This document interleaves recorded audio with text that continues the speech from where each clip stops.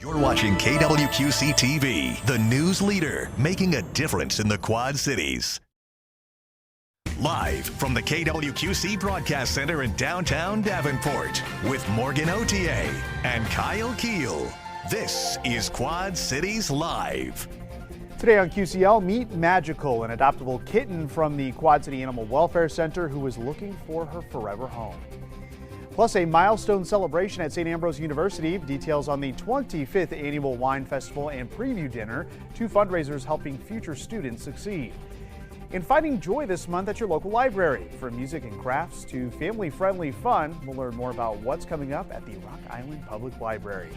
Hello and welcome to Quad Cities Live. Thank you so much for joining us. I'm Kyle Keel. Eastern Iowa Community Colleges is celebrating Community College Month in a big way with an event that's all about connection, creativity, and a little friendly competition. The EICC Gaming Convention is coming to the Scott Community College Urban Campus in Davenport later this month, and it's open to all ages and all experience levels. Matt Endres and Megan Hills are the organizers of the event, and they join us now with a little bit of a preview. Thank you both for being here today. Thanks for having us. Yes, absolutely. So the convention is coming up on Friday, April 17th, as well as Saturday, April 18th. So tell us all about the event and really who this is for. Well, it's all about the Quad Cities community. We really want to bring the community in with students, faculty, and staff, learning different types of games. We have a large variety of games that people can choose from all different types of experiences. It's just bringing about people together. Yeah, and how does this really tie into Community College Month? We like to offer free classes during Community College Month, just different experiences, maybe things we wouldn't always get to do as an academic class. Sure, yeah. And they're always about engaging the community and bringing people together, and so this was a good fit. Yeah, and I think that's what's fantastic about Community College Month, especially what EICC is doing, because there's so many different classes you could take. I mean, we had someone talking about 3D printing. We had a comedian on talking about improv last week, and now we're talking about gaming. So what types of games can we be looking at here for this convention coming up? We have a large variety of games. We have traditional board games, card games, trading card games. Oh yeah, those are popular. Miniature games, but also we have some puzzling contests and a big Super Smash tournament. Oh, a big super, oh boy, okay. So that's something to look forward to as well. You've actually brought an example here today, and I've never even heard of this game before, Hues and Clues. So we're going to do a little demonstration on how to play this game. So Matt, what do we do to begin with? You've given us each colors. Yeah, so we wanted to feature this game because the designer Scott Brady is from the QC area. Oh, really? And so we're also awesome. speaking with him tomorrow night at our Community College Month event, our board game designer panel. Very cool. This is a color guessing game in which somebody gives a clue and other people try to guess what color it is. Okay. All right, so you've given me, do I have to say the color you gave me? No, Megan will give us the clue here. I'll be the clue giver. Oh, and we're going to try to guess on this board what color she's describing. One word. Okay. So my one word is corn. All right, so we're going to put our piece on the board where we think corn is. Okay. I think it's right. By the way, my here. favorite color is red, and he picked it out correctly. So, okay. I was trying to help. So, okay, just pick a color of yellow, I guess. Yep, now or whatever color I think corn is. Yeah, okay, now she'll give us two words, and we will try again, same color. 2 words? Yeah. Yes. Okay. Big bird. Well, that's definitely more yellow, I would say. Oh. I'm going to say this one. So I put my other. Yeah. Yeah. Okay, well, yeah, Big Bird is yellow as well. Okay. And then she tell us which color is right. So I picked this one. It's J2. J2. Well, look who won! Nailed it right on the money. The color red. Wow. I'm a beginner at Hues and Cues. Hues and Cues. I'm like Hues and Clues, Hues and Cues. Yeah. All right, so that's how I win. Yeah, so we would play a series of rounds. Okay. Different people would be the clue giver, and then after a certain number of rounds, we'd calculate a score, and then somebody wins. Ooh, that's kind of fun. So you only give 2 clues then. So that's why you've got the 2 colors. Yeah, yeah. Aha. Okay, it's making sense. And That's then this fun. tracks the score at the top. Oh, very cool. Yeah. Very cool. Well, that was fun. Thanks for doing that quick game. And I guess I'm just on a high because I've won, right? All right. So let's talk about day 1 versus day 2. As we said, this is going to be on the 17th and the 18th. So what's the difference between the 2 days? So this is actually the first time we're doing a Friday. And Oh, okay. so Okay. if you want to come on Friday, do some initial gaming, it's going to be a lighter day in general to get some of those games in. And then Saturday is our big day. So we've Okay. got a lot of different types of tournaments, and we also have some raffles going on throughout the weekend. Oh, great, great. Okay, and this is really kind of a trend that you've seen in the gaming industry. It's really growing and becoming a bit more popular. Very much so. Actually, the largest gaming con in the entire country is in the United States. It's in Indianapolis, Gen Con. They have about 70,000 people. 70,000 people. Yeah. Wow. Well, let's see if we can get a fraction of that to come out to your event as well. So we've got the information there on the free class Thursday night, the conversation with board game designers, including the one of Hughes & Hughes here from the Quad Cities area. And real quick, there's also a greater cause to this convention as well, because you're donating here in our community as well. Yeah, Megan mentioned that you can donate canned goods for raffle prizes. Yeah. So anybody who brings in a canned good or a cash donation will get raffle tickets, and we have about great. 100 raffle prizes. So okay. help out our student food pantries. Yeah, that's an awesome cause. Well, the EICC Gaming Convention is at the Scott Community College Urban Campus in downtown Davenport. It's Friday, April 17th from 5 to 9 p.m. and Saturday, April 18th from 9 a.m. to 6 p.m. For tickets or more information, you can visit eicc.edu/gamingcon. We'll put all this information on our website as well. Megan and Matt, thank you so much for being here today. Thank you. Thanks for having us Yeah, on. thanks for bringing the game as well. Well, next on Quad Cities Live, it's Adoptable Four-Legged Friends Day. We will introduce you to a 2-month-old kitten looking for a forever home.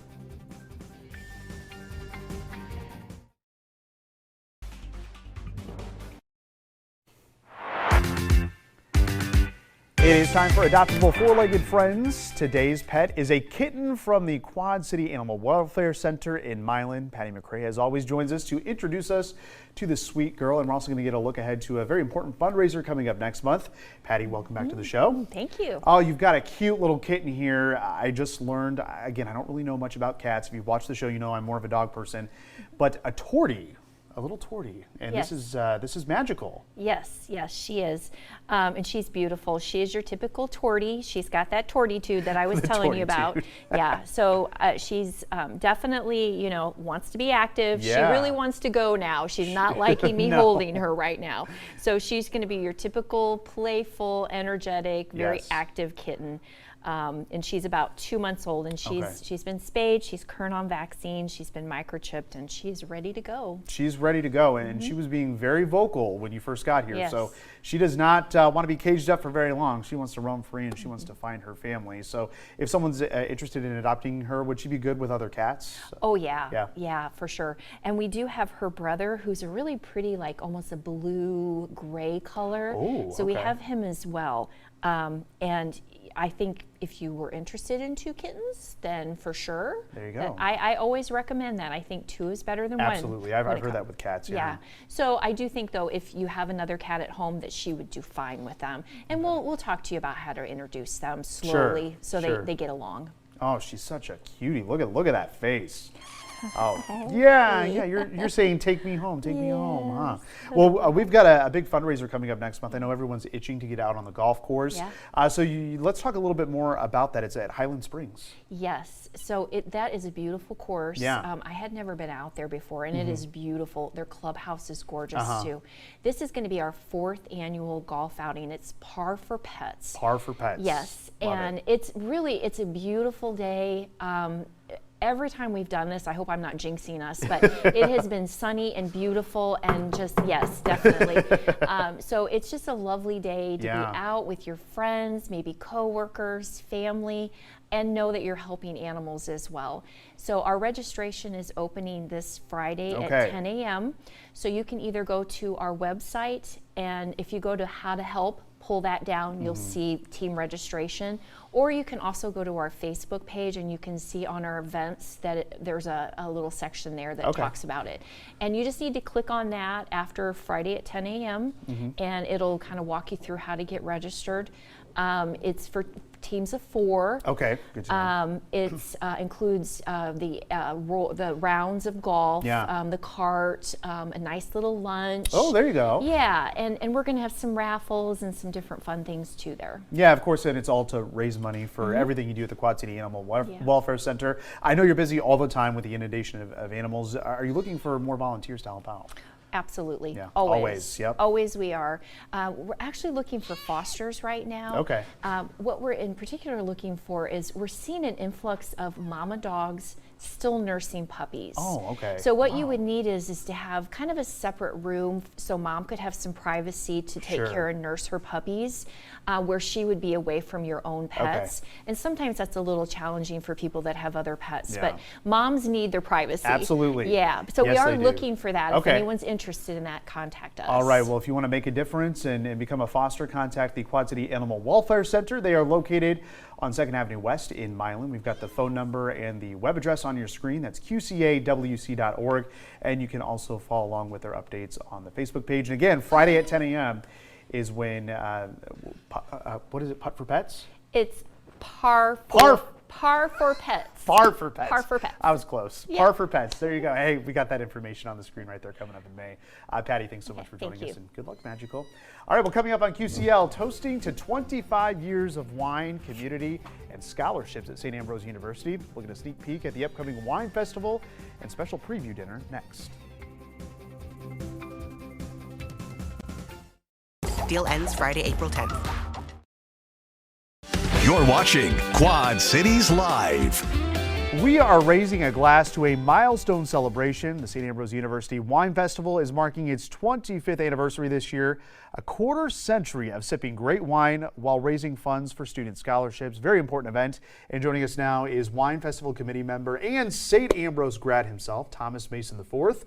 Thomas, thanks for being here today. Thank you. Thanks for having us. Yeah, you've been a big supporter of the Wine Festival, obviously as a St. Ambrose grad, so you Yes. you definitely believe in supporting these students and these scholarships. Yes. And you actually were part of Wine at the Warehouse that happened earlier last month. Yes. How did that go? It was a great event. We had over 170 people attend, Wow. and we hit a new high for fundraising, which that. is great, where it all goes to student scholarships. And that's really what this is all about. Obviously, it's about the wine in the community, but at the end of the day, it's about raising these funds for the scholarships. Yes, helping students achieve their dreams, through college education. Absolutely. So we've got the next kind of celebration here in the Wine Festival. We got the preview dinner that's coming up on Saturday, April 11th.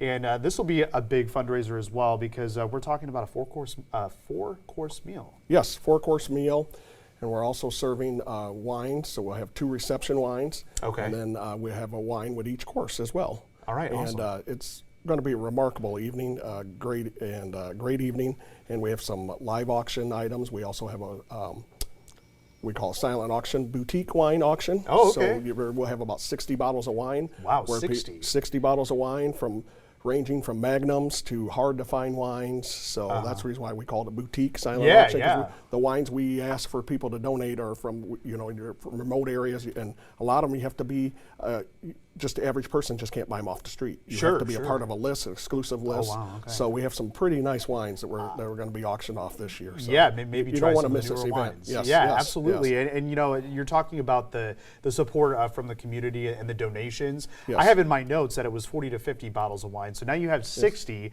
You've really had a lot of support with sponsors for these. Yes, we've had programs as well. great response from the community. The community's really wrapped their arms around us, and it's so nice.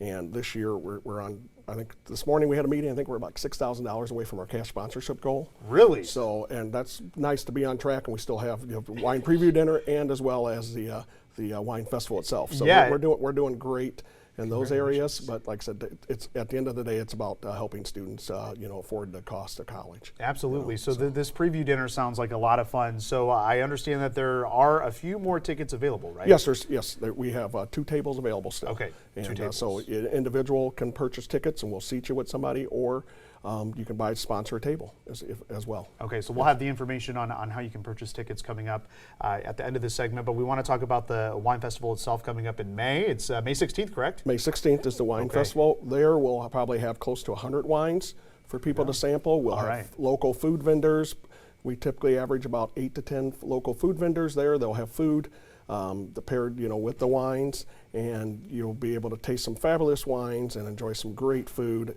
on the campus of St. Ambrose. And typically it's always a beautiful day. Yes, again, I'm going to knock on wood like we did on that last segment too for some good weather. So you brought a few bottles of wine here. Yes. I had the Two Tuxedos last time. It was Yes, very the Two good. Tuxedos is a very good wine. It is. It's new to the Dimitri Wine and Spirits lineup. Okay. It is woman-owned, vegan, and if you're looking at watching your waistline, it's less than a gram of sugar per 5 ounces. Oh, really? Yes. It's very tasty. Yeah, it is. Yes, I yeah. really enjoyed it when I had it last time. And then we've got a Merlot here. We have a Margaret's Merlot. That's going to be a reception wine as well. And Margaret's is a unique story. Margaret Romer Perducci she was a 4 decades sheep farmer and grew vegetables and also flowers there in Mendocino County. Wow. And so this is her grandson's way to honor her. Yeah, and this is awesome. which is Rich Perducci. Yeah. And so he's making wine for his grandmother. Gosh, So, great to honor stories. her. Yeah, Yes, these are some great stories, and I'm sure there's many stories to tell about these wines as well at the wine festival coming up. As we mentioned, there are still tickets available for the St. Ambrose Wine Festival preview dinner. It's Saturday, April 11th from 6 to 10 p.m. inside the Rogalski Center on the campus of SAU. So to buy your tickets for the preview dinner or to the wine tasting on May 16th, visit sau.edu/winefest. Thomas, thanks again for being here today. Thank you for having us. Glad things are going well so far. All right, well, still to come on QCL, take a trip back to the 1920s with a performance coming up next week at the Rock Island Public Library. Learn more about Tuneful Tuesday next. Quad Cities Live continues. Well, it may be April Fool's time, but it's no joke that you can always find plenty of things to do at your local library, and it's always enjoyable as well. Here to talk about it is Lisa Lockhart from the Rock Island Public Library. Lisa, welcome back to the show. Thanks for having us. Yes, absolutely. So springtime is here, April is here, and April actually brings National Library Week, and this year's theme is Find Library Joy. So what are some of the ways that we're finding joy this month at the library? What a great theme. Absolutely. You can find joy with spring gardening. We've got a soil tester. We have seeds you can get from our seed library, bird watching kit, find a new hobby, find people to connect with, find a new book, all sorts of ways. We're all about the joy. Yeah, we certainly are. The bird watching kit, that's very interesting. Apparently a lot of millennials, I'm not one of them. I'm not taking up the hobby yet, but apparently bird watching is becoming a thing for millennials. Yeah, so, we have hey. regular walks and all sorts of things. Yeah, there you go. There you go. All right, so we've also got some other special programs coming up this month. We want to talk about how you're celebrating National Library Week, which is coming up a little bit later this month. Yeah, we are going to try something brand new. Police departments have citizens academies. Yes. Why not libraries? Okay. So we're introducing the Library Citizens Academy. Okay. And that starts during National Library Week on Monday, April 20th. You can sign up, and we are basically opening the book on what it takes to run and operate a library. Okay. So, there's millions of books published every year. Absolutely. How do we choose what to buy? That would be a difficult decision. Yeah. So always been curious. We're looking for people to sign up for that. It continues for 4 Mondays. Okay. And at the end of it, you get your honorary librarian certificate. Oh, very cool. And you get a yard sign that says, "In this house, we support libraries." Love it. And a special keepsake. So we're hoping for people to be our first class of Okay. 2026. And do you want people to register for? Yeah, so we know they're coming, and Okay. it's just an hour every week, but we're kind of pulling back the curtain on library services, which seemed appropriate during National Library Week. Hey, I would agree with that. So yeah, get your sign here during the National Library Week for the Citizens Academy. Also, we've got Tuneful Tuesday coming up next Tuesday, April 7th. You're gonna have a special performance. Cherry and Jerry. Yeah, okay. They're from St. Louis. They're this great group that does ragtime music, early jazz, early blues. It's the music that your grandfather and your great-grandfather and grandmother danced to, probably. And so that is our last Tuneful Tuesday of the spring. Okay. And we'll have light refreshments. It starts at noon at our downtown library. All right, awesome. So we've got the Stitch Club that's happening. This is a good way for community connection and maybe taking up a new hobby. You've brought this beautiful little piece here. Yeah, so we have this brand new Southwest Stitch Club at our Southwest branch. We already have something similar at downtown, and Okay. so this extends it to an evening. So from 5 to 7, Look at that. show up with your craft, Yeah. work on it, meet other crafters.